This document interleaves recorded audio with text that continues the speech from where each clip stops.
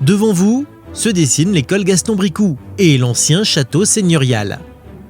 En 1983, à la sortie du village, face au cimetière allemand, Pierre Mauroy, alors Premier ministre, inaugure un collège flambant neuf, portant le nom du poète médiéval François Villon.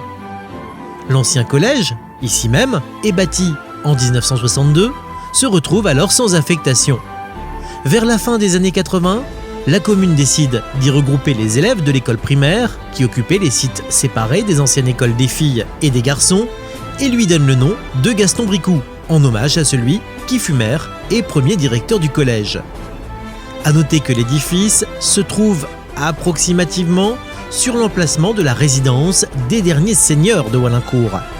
Il s'agit d'un hôtel particulier, construit en 1735 en remplacement du château féodal.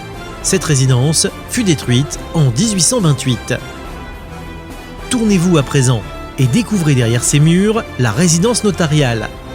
En 1795, la commune autorise la création d'une étude notariale qu'elle confie à Augustin le Duc. Vers le milieu du XIXe siècle, apparaît la famille du Temple. C'est le début d'un règne de plus d'1 siècle, au cours duquel 4 générations se succéderont à la tête de l'étude.